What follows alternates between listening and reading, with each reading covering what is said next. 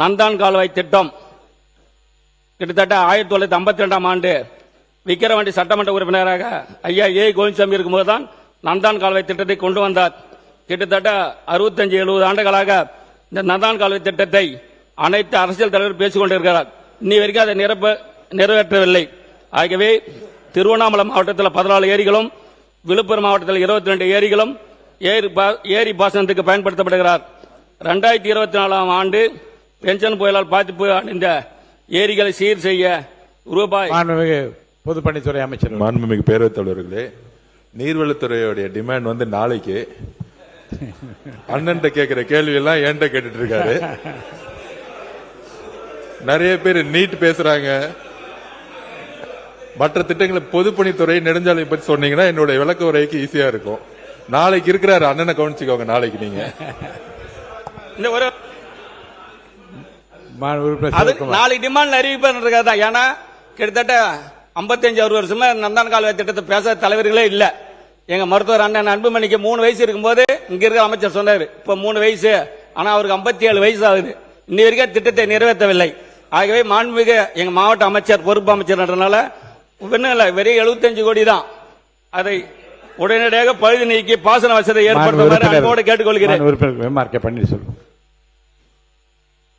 மாண்புமிகு பேரவைத் தலைவரே, எங்களுடைய ஆட்சியில் எங்களுடைய சட்டமன்ற உறுப்பினர் அன்னியூர் சிவா அவருடைய வேண்டுகோளை ஏற்று இங்கே மாண்புமிகு இங்கே முன்னாள் அமைச்சர் அண்ணன் வேலு அவர்களுடைய வேண்டுகோளை ஏற்று கடந்த ஆண்டு அறிவித்து அதுக்கு நிதியும் ஒதுக்கீடு செய்திருக்கிறார்கள். நந்தன் கால்வாய்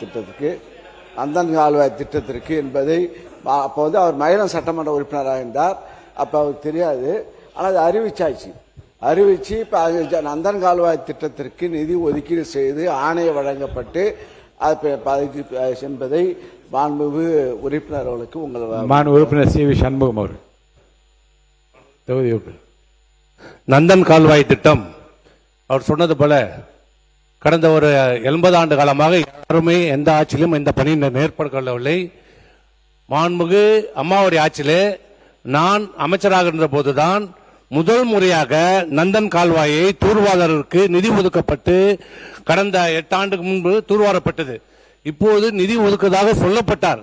எப்படி பல திட்டங்களுக்கு நிதி ஒதுக்கி இருக்கிறீங்களோ இதுவரை எந்த திட்டமும் அங்கே நடைபெறவில்லை என்பதை தெரிவித்துக் கொள்கிறேன்.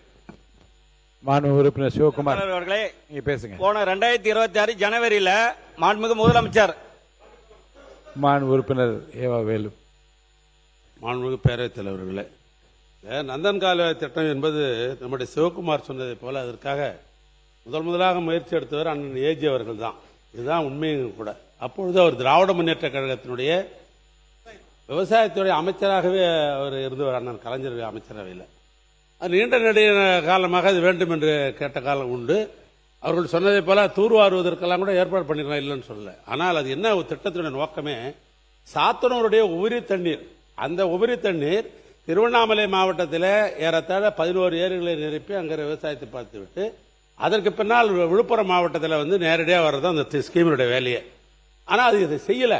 கடைசி நேரத்தில், அதாவது குறிப்பாக ஜனவரி பிப்ரவரி மாதத்தில் நம்முடைய அன்னியூர் சிவா அவர்கள் சட்டமன்ற உறுப்பினர் முதலமைச்சரை பலமுறை சொல்லி நானே அவரை அழைத்து கொண்டு பேசி, ஏற்கனவே விக்கிரவாண்டி இடைத்தேர்தல் நடந்த பொழுது நாமே ஒரு வாக்குறுதி கொடுத்துருக்கிறோம், அதனால கட்டாயம் செய்யணும் என்று சொல்லி அதற்காக நிலையெடுப்பு வேணா காபா வெட்டினா நிலையெடுப்பு இல்லையா, கவர்மெண்ட்ல ரெக்கார்டு இருக்குது இல்லையா, அதனால நிலையெடுப்பதற்காக எங்களுடைய ஆட்சியில் அதுக்கு ஜீவோ போட்டு பணம் ஒதுக்கணும். அதுதான் வந்து நம்முடைய MRK பன்னீர்செல்வம் அவர் குறிப்பிட்டார். தலைவர்களே, நிதி ஒதுக்குனாங்க. போன ஜனவரி மாண்புமிகு தமிழக முதலமைச்சர் 2026 ஜனவரி விழுப்புரம் மாவட்ட நலத்திட்ட உதவிகளை 9 அறிவிப்பு வெளியிட்டாரு. அதெல்லாம் நந்தான் கால்வாய் திட்டத்துக்கு நிதி ஒதுக்கப்படும். எது எப்படி இருந்தாலும் பெரியவர் கோவிந்தசாமி ஐயா அவருடைய காலத்தில் இருந்து நிதி ஒதுக்கப்பட்டு ஆய்வு செய்து தூர்வாரப்பட்டதா இல்லை என்பதெல்லாம் இப்போ தமிழக வெற்றி கழக ஆட்சியில் தான் அது நிறைவு பெற போகிறது என்கிற அறிவிப்பை நாளை நான் நிச்சயமாக எதிர்பார்க்கிறேன். மாண்புமிகு பேரவைத் தலைவர் யாரையும் குறை சொல்ல, நான் சொல்றது வந்து அந்த பென்ஷன் புயலால ஏரி பாதிக்கப்பட்டு உள்ளது.